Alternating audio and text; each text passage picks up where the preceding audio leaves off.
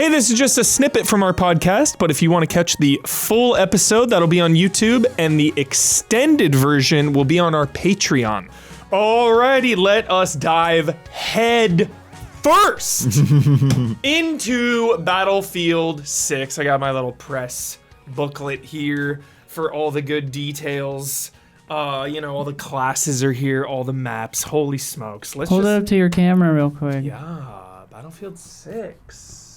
They put in that one. I don't know if we can show. Sometimes they don't let you show the insides of those things for whatever dumb reasons. Yeah. Yeah, maybe But not. they're for reference. Yeah. Yeah. But It's a nice book. I was paging through it. Nice. It's good. Yeah, that's the weird thing. It's like stuff like that. It's like, this is for your eyes only. And Spared it's no like expense. very well made. All right. Battlefield 6 was shown, and I got to play so much. And this is one of my favorite franchises, full stop, all time. Since 1942, on my family computer, playing with friends. I always think of the memories of Battlefield because they're so impactful. This is a game that gives you lasting memories. You remember. One of my favorite memories is in the original was my friend flying the B-2 bomber and then getting all of our other friends to just lay prone on the wings of the bomber and then all parachuting down. Like, Video games, man. yeah, you can think of so many cool, crazy, weird things to do in Battlefield. I mean, just watch any like psycho streamer doing trick shots and stuff, Right. flying out of jets with a rocket launcher and then landing back in the jet. Like, Well, it's crazy. There's a couple of things I was thinking that are really interesting about this event here, because on the one hand, I really appreciate that you guys basically played for a full day before they had everyone do the streams, so that Yeah. like everybody could kind of get acclimated and comfortable, like as best as you can, you know? Yeah. Instead of just like, I don't know what I'm doing and I'm streaming this to my audience. Right? It was very smart. You're so right. But then second is just that the reality of, you've got a room full of people with vastly different experiences. Yeah. You've Well, got actually, people that it's probably really haven't funny. picked up a Battlefield game for a couple of years But versus it's- guys that are probably playing every day. Yeah, it's actually really funny. So there were two rooms, and one of the rooms was for the psycho streamers. Okay. So anyone, if you look in the top right of the names, anyone with like an actual name is a streamer in like the A room. And then all the filthy journalists were in the other room, just like BF Streamer 6, BF Streamer 5. Like, so they did like separate us, but when you would join a game, it would be a pretty even split of like who's on what team and whatnot. Nice. But Tim the Tap Man was going crazy on us. We streamed it today on twitch.tv/EasyAlice, so be sure to check out that archive. Yeah. Because we were going off. Well, it's great too, because you ended up in a squad. I don't know how you guys organized this, but you ended up with Snowbike Mike from He was Kinda like Funny. 3 seats down. He was like, Yeah. let's group, let's go. Yeah. Yeah. And Khalif and Yep. Paris. Yeah. So that was super It entertaining was to watch. so fun. The match right before Paris joined in, though, was crazy because you guys were down by That like was 300, 400 so tickets. epic, and blood. turned it around. It was so epic, dude.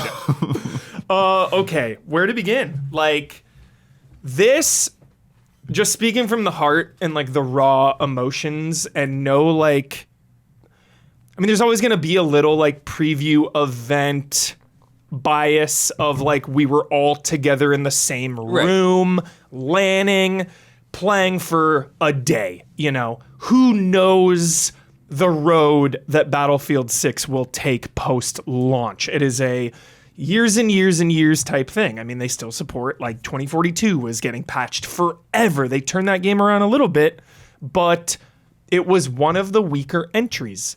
So just speaking from the heart and as a fan of this entire franchise, this immediately feels like a return to form.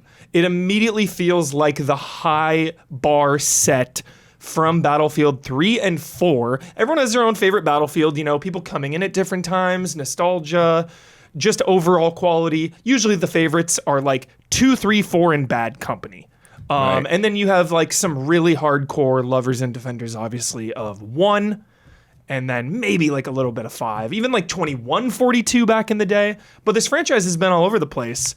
And it hasn't done the modern setting in a while. You know, we had 4, and like Hardline was somewhere in there, but then we had like Battlefield 1 and 5 and 2042 were the last 3 big mainline battlefields, and those were World War I, World War II, and future warfare.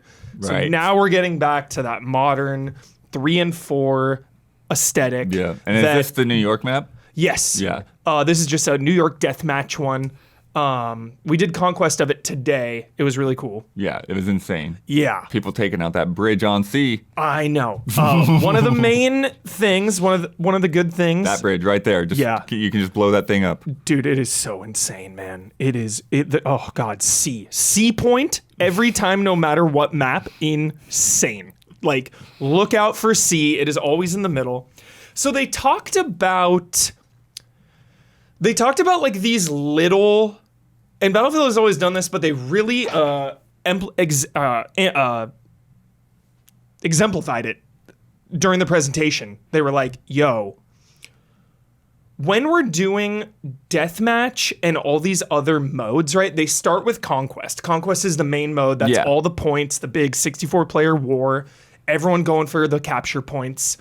But when they were talking about the individual spaces within the bigger map, Right. they were really hyping up how much they would kind of just like take them out of the big map and really define it so it could be its own little mini map within the big map. So, you know, so many Battlefield games, like let's think of like Operation Firestorm has like huge wide open spaces, but then they have those like little warehouses that like huge firefights would always go like crazy in.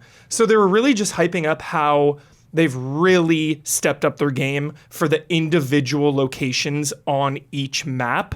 And I really felt that immediately after like a day. I was recognizing areas. I was like, this place is really cool because like there's no cover. People are just kind of running in and around rocks. Then there was another place like that was just all alleyways and tight turns and like blind corners. So there were really, really defined areas throughout the maps that I played. And I really liked that.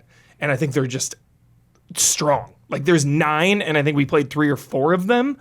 And I was like not tired of any of them. Obviously it's just been a day or so. Like you want the more maps, the better. But there was no weak link of a map. They all felt freaking excellent. Yeah. And the modes too, you know. I am a Conquest player. That is the mode that I will play 90% of the time. But I really do appreciate that there are other ways to play the game. And mileage will vary on those, you know. It was really funny, the like duality of a gamer, where it's like Snowbike and I were talking about deathmatch and like how it was really sick because we were just like, there's 4 teams of 4 and like Battlefield is such a team game that like the deathmatch mode felt so tight with our team. We were all together clearing rooms. It was like really intimate. We were like, man, that was sick. I walk outside and I just like overhear a conversation. Yeah, deathmatch, dude, that fucking sucked. It's just like, so you never know how people are gonna respond to these different modes and stuff, but I really appreciated that. And then we also got to play Breakthrough, which is similar to Rush. Rush is like, there's 2 points. When both points go down, the map expands and you have to get 2 further points out. Oh, okay. So you're like breaking through, you know? The difference with Rush, people were asking, Breakthrough is you have to capture 2 points and hold them and then it advances. Rush is like you blow a spot up. Got it. And it Okay. can like, yeah, and it's in Rush, kind of the difference too is Rush is like more, you can play solo. You can get in there, bomb it, disarm the bomb, whereas the Breakthrough is still like team oriented. So is Rush still in this, or is Breakthrough replacing We it? didn't play Rush, but Okay, they okay. said it's in there. So yeah. And then Breakthrough, of course. And then Domination was like, you know, hold the points. That was out of control where everyone was just flooding in. So one of the main things is obviously classes are back. Yay, classes. Battlefield 2042 notoriously ditched them for heroes, trying to get the, you know, the Apex Oh, right. Got it. vibe. you know, and just the hero shooter kind of vibe. And it feels, super weird when you're trying to deal with these kind of numbers. Yeah, it completely lost its identity, and what made Battlefield unique and special is that class system that is the best. You know, this is a game where if you are freaking horrible, you can be horrible at shooting people and killing people, you can contribute in the most meaningful ways ever. Dude, you just want to run around throwing med packs at your team? Amazing. You just want to like go around the back and try to like solo cap a point? Amazing. You can revive people. You want to be like a engineer and just like, yo, I'm going for the enemy tanks. That is it. You can do that. You want to get in a tank and just be the tank man. Like, cool. So there's just like so many different ways you can contribute. So even when you're doing terrible and like dying a lot, you still feel like an active contributor. I know, dude. Just, listeners, there's this insane tank battle happening right now. It's just like building falling apart and everything. Oh my God. Huber just driving into a wall. Yeah. So I actually have the classes right here. I don't want to get anything wrong. Okay, so there's Assault. So they did want to say that you can toggle that on and off. Okay. Signature weapons. I would always play with it on because I like clearly defined classes. Wait, what do you toggle on and off? The signature weapons. Oh, okay. That means a signature weapon, only that class can use that type of weapon. So like a sniper, signature weapon, sniper rifle. Oh, I see. You have to be a sniper or recon if you want to use a sniper rifle. So those are signature weapons. You can toggle that on and off and join other games that don't have it, so you can have more flexibility in your character if you so desire. Ton of flexibility. Crossplay, Isla, crossplay confirmed. Nice. And cross progression. That's super helpful for a game like Battlefield. I know. Yeah. Yes. So yeah, Assault, you can have like 2 primaries. You can have a grenade launcher. You have like an adrenaline stim. That's kind of your unique ability.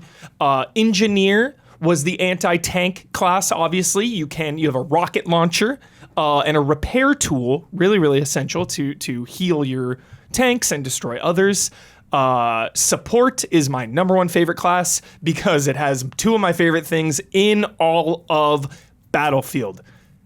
Revivals and heals. I love reviving my team. I love throwing my body on players' corpses and defibrillating them alive. It's my favorite thing. I will sacrifice and revive everyone, even when it is extremely ill-advised. Like I will take the bait every time. If someone is right there to revive, I'm running at them and I'm going for it.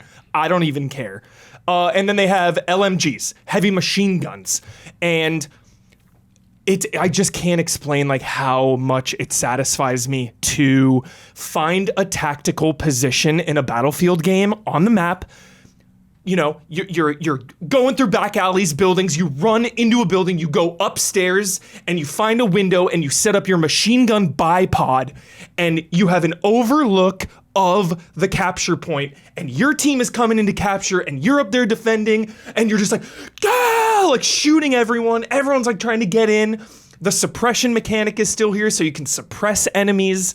It is just there's so much to think about without it ever feeling overwhelming. And I really love that. It's just so intuitive. And then of course there's Recon, which is sniper. The Recon class 2 has C4 charges.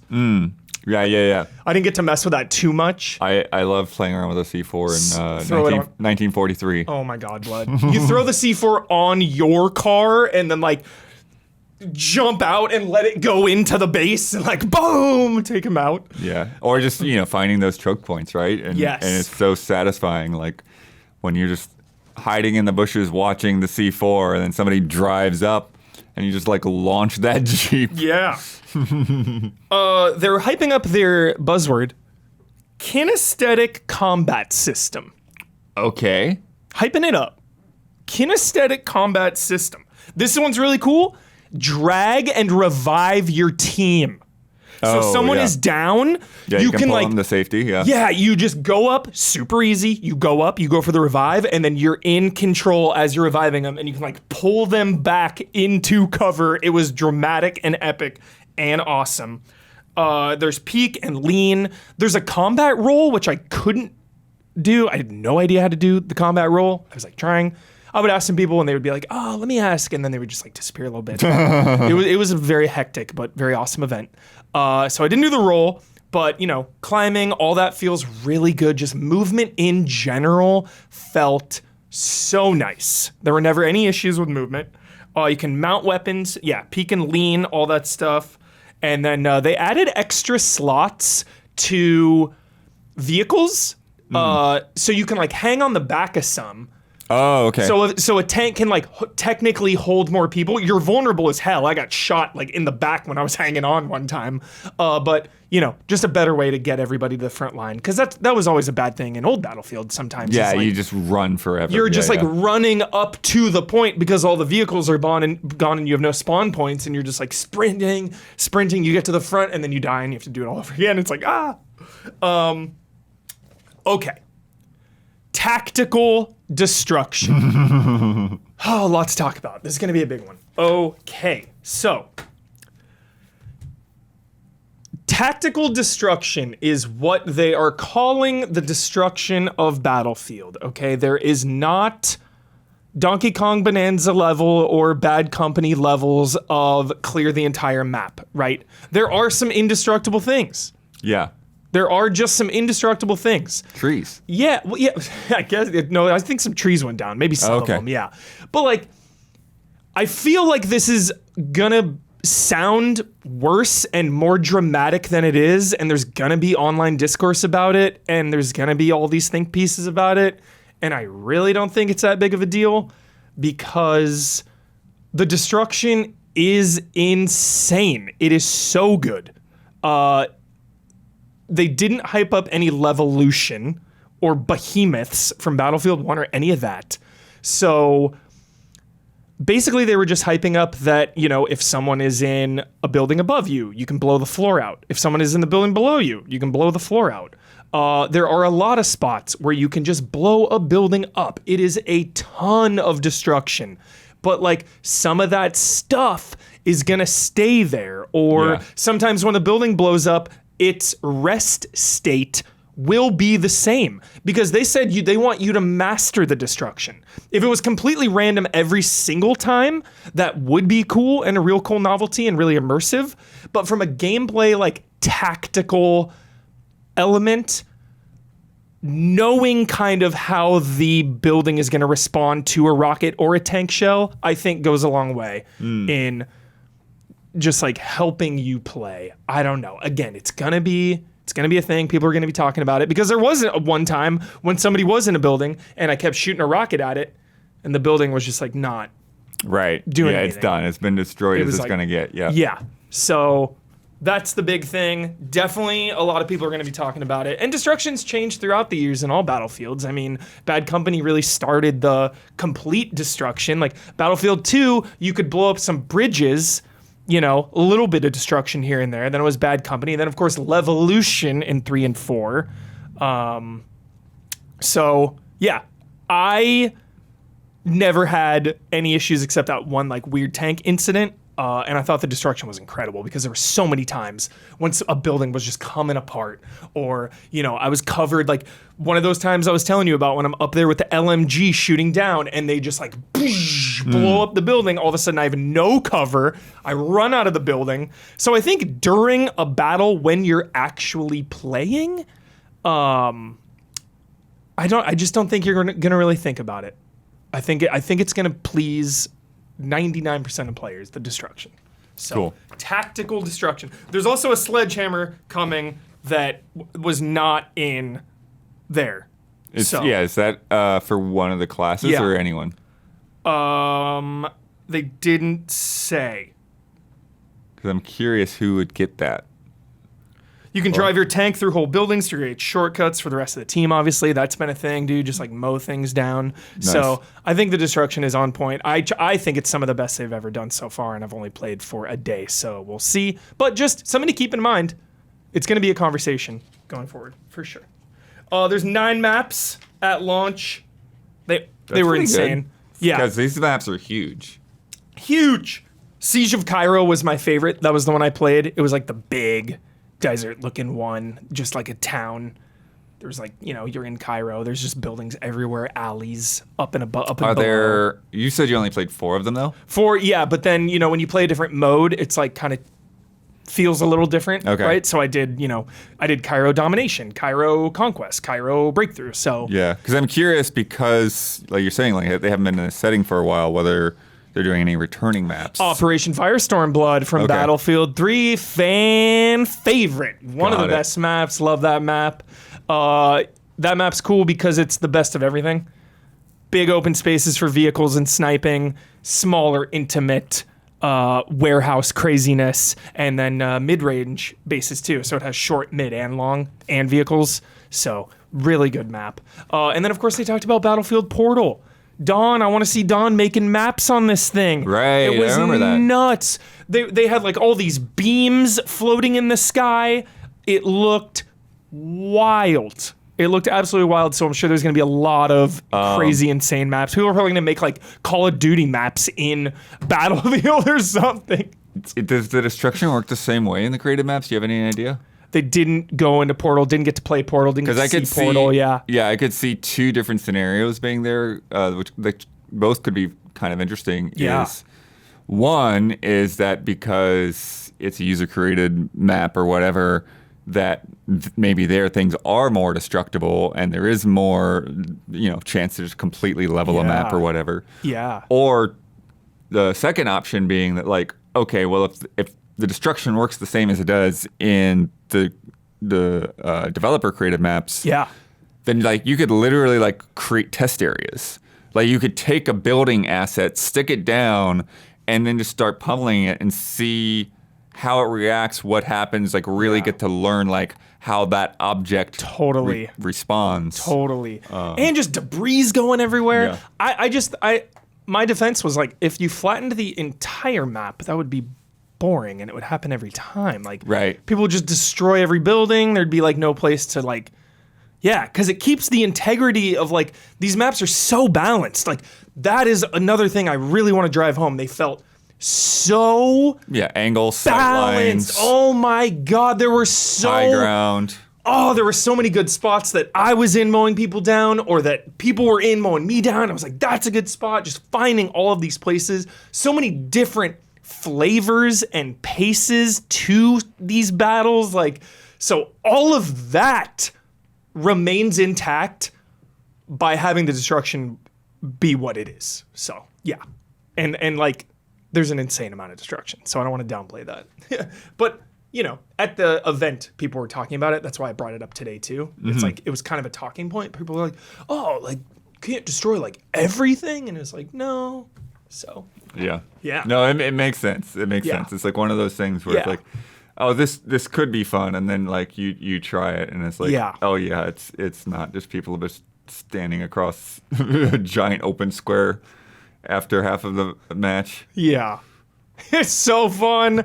I just want to keep playing. The open beta is coming in about a week. Yeah, they're dropping codes into everybody's chats. And also no strings attached for the open beta. No pre-order needed. Download, dive in. I don't even know if you need an EA account. Maybe you probably do. Some Yeah, BS. you have to. Probably, Yeah, that's the only way that you could But- redeem the code. Yeah. Still, no strings. So they're so confident. The confidence to have everyone just stream this straight away during the reveal, basically, and have the open beta for everyone to play. So everyone can hop in about a week, and you can see, you can feel it. You feel the thrill. It was so fun. 10 out of 10. I'm very optimistic, and this easily a return to form for this entire franchise. Sick. Yeah, and then the campaign and Battle Royale. I mean, this is a hell of a package shaping up. If you like this conversation, become a $5 and up patron. You get ad-free cuts, extended cuts, all of the cuts, and you get to get into our Discord and more. Patreon.com/EasyAllies.